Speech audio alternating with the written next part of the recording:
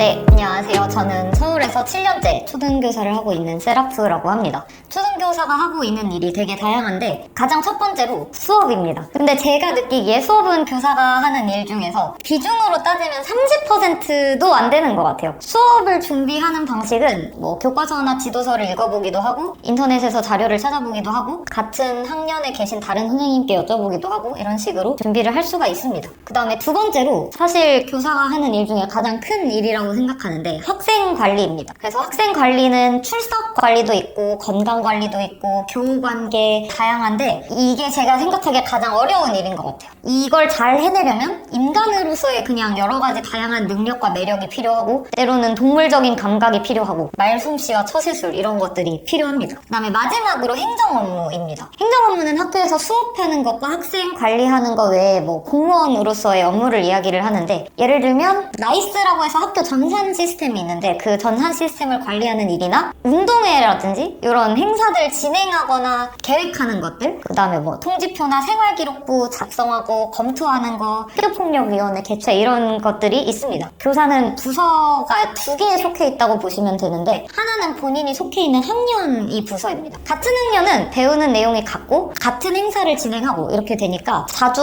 모여서 회의를 하고 결정할 거 결정하고 이렇게 하게 됩니다. 그리고 또 다른 하나는 행정업무 관련 부서인데 이 부서는 뭐 학교마다 조금씩 다른데 일반적으로 있는 거는 교무기획부, 교육과정부, 과학정보부 이런 부서들이 있어요. 그래서 업무 성격에 따라서 부서가 나뉘어 있고 그 안에 이제 부장이랑 개원이 나눠져 있습니다.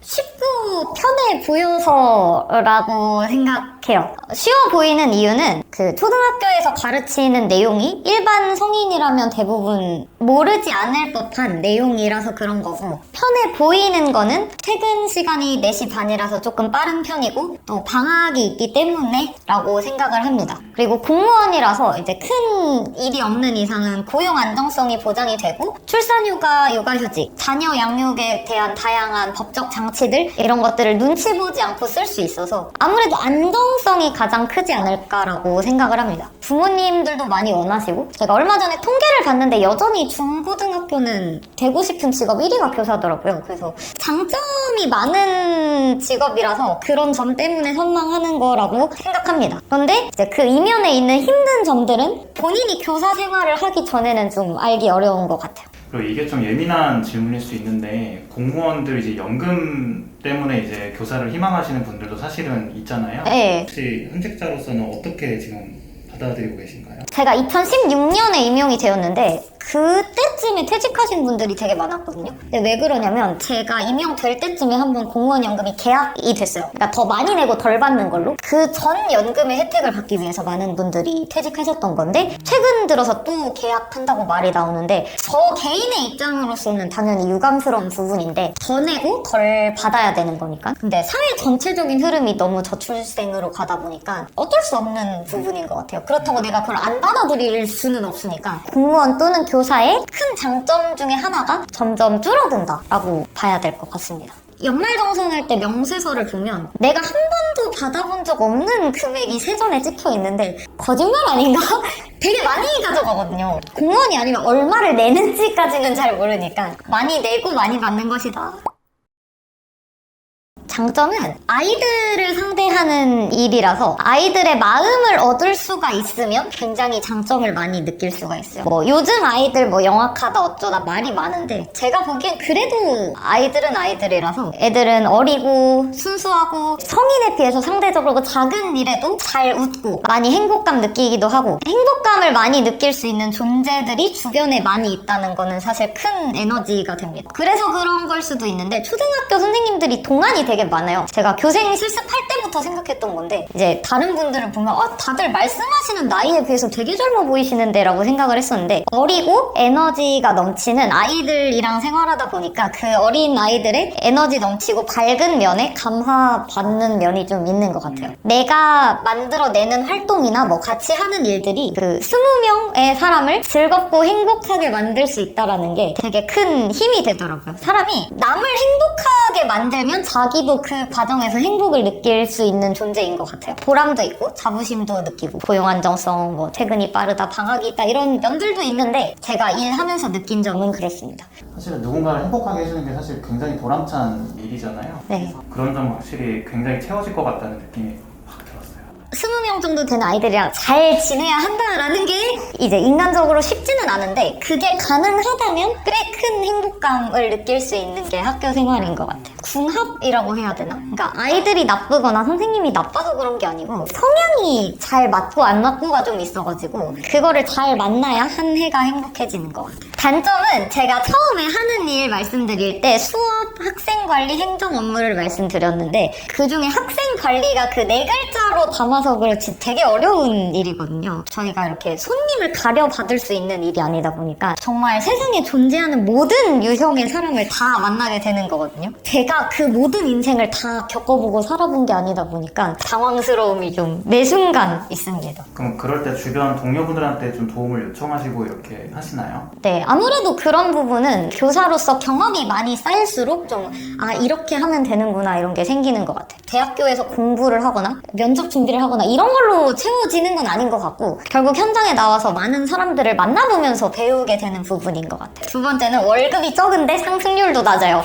그래서 그 점이 되게 안 좋습니다. 사실 공무원은 다 마찬가지긴 한데 그래도 교사가 일반 공무원에 비해서 월급이 좀 많은 편이거든요. 그러니까 일반 공무원이란 건 9급 공무원을 얘기하는 건데 교사가 하는 일에 비해서는 월급이 적은 편이라고 생각을 해요. 교사는 공무원이라서 겸업도 기본적으로 어렵기 때문에 요즘 취직하는 직장인들은 뭐 블로그, 뭐 스마트 스토어, 쿠팡 파트너스 이런 거에서 부업으로 돈을 많이 버는데 공무원이 되면 월급도 많은 편이 아닌데 부업도 어렵다는 거. 그래서 이 점을 뭐 염두에 두시고 공무원 하시면 좋을 것 같습니다. 그러면 부업이나 겸업 같은 게 아예 거의 힘든 건가요? 교장 선생님께 허가를 받으면 할 수 있는데 수업을 나가거나 책을 쓰거나 제가 했던 것처럼 그림 그리거나 뭐 그 정도인 것 같아요.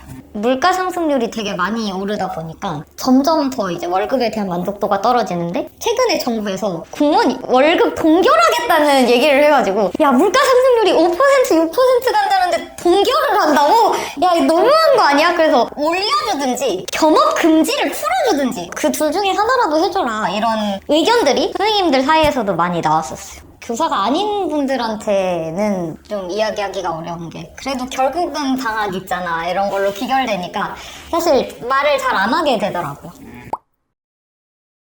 사실 제가 이 질문을 좀 많이 자주 받은 편이라서 그 생각해둔 답이 있는데 저는 개인적으로 그 교사를 섬세하지 않은 사람이 하는 게 좋다고 생각을 해요. 사실 업무를 처리하기에는 섬세한 성격이 되게 도움이 많이 되는데 섬세하고 예민한 성격인 사람이 이 일을 하면 상처받을 일이 너무 많기 때문이에요. 교사는 매년마다 부서가 바뀌는 직장인데 학년이 바뀌면 새로운 학생 20명 만나고 거기에 학부모 한 40명 만나고 동학년 선생님들 이제 바뀌고 하니까 뭐 한 1년에 70명 정도 새로운 사람들을 계속 마주해야 되는 직업이거든요. 근데 이 세상 모든 사람들이 나에 대해서 좋은 평가를 할 수가 없어서 반드시 누군가는 나를 마음에 안 들어 하거든요. 그걸 전부 다 피해 가시는 분은 한 명도 없더라고요. 아무리 열심히 하시고 아무리 능력이 좋은 분이라도 그럴 수가 없어가지고 학교의 모든 사람들에게 사랑을 받아야겠다라고 생각을 하면 이게 삶이 굉장히 피곤해지거든요. 그러면 내가 이렇게 남들한테 맞춰가지고 어떻게 나를 바꿔서 모든 사람에게 사랑받으려고 하기보다는 그냥 나는 가운데에서 내 중심을 잡고 서 있고 내 스타일로 생활을 하자. 인간관계에서 생채기를 받을 일이 되게 많이 생긴단 말이에요. 학부모가 아쉬운 소리 하거나 뭐 동학년 선생님이 아쉬운 소리 하거나 그런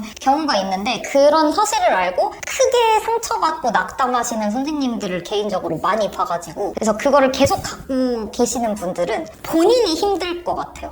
저는 그냥 뭐 그래 욕해라 뭐 그런다고 나는 흔들리지 않는다 이렇게 생각을 하는데 제가 인간미가 떨어지는 걸 수도 있습니다. 교사는 돈 못 버는 연예인이라는 말이 있는데 그 말 그대로 진짜 항상 주변 사람들의 구설수에 오르게 되는데 그게 너무너무 싫다 하시면은 좀 안 하시는 게 좋지 않을까라는 생각이 듭니다. 저도 잘 몰랐었는데 코로나 사태를 겪으면서 아이들이 학교에 오는 게 국어, 수학, 영어 이런 과목 배우려고 오는 곳이 아니구나라는 거를 제가 좀 알게 됐거든요. 수업을 잘하는 것도 쉬운 일이 아닌데 이 한 인간을 실용화시키는 방법을 연구해야 된다는 게 정말 어려운 일이에요. 그것도 한 명이 아니고 20명. 그 아이들이 와서 일으키는 다양한 시너지 효과. 어떤 아이들끼리는 합이 잘 맞고 어떤 아이들끼리는 잘 싸우게 되고 이런 것들이 있다 보니까 아까 저출생 얘기하셔서 말씀드리는 건데 사실 그 저출생이 본격적으로 심각해진 게 2017년부터예요. 그래서 아직 그 애들은 입학을 안 했거든요. 그 후가 더 문제이지 않을까 생각이 들어요. 2024년에 그 아이들이 입학하게 되는데 그 후가 본격적인 문제의 시작이라고 생각을 하고 지금까지의 학교도 사실 코로나 때문에 굉장히 큰 변화를 겪어왔는데 이제 현직자로서는 정신 바짝 차리고 이 큰 사회 변화들에 빠르게 적응해 나가야 되겠구나라는 생각을 하게 됩니다. 친척 동생이 지금 임용 준비를 하고 있거든요. 근데 새로 뽑는 사람 수는 확실히 정말 많이 줄었어요. 제가 시험을 볼 때는 서울이 900명을 뽑았는데 작년 거 보니까 200명? 그 사전 티오라고 해가지고 예고가 있고 그 나중에 이제 진짜 티오가 나오거든요. 근데 사전 티오 보니까 100명인 거예요. 그래서 야 이거는 망했는데?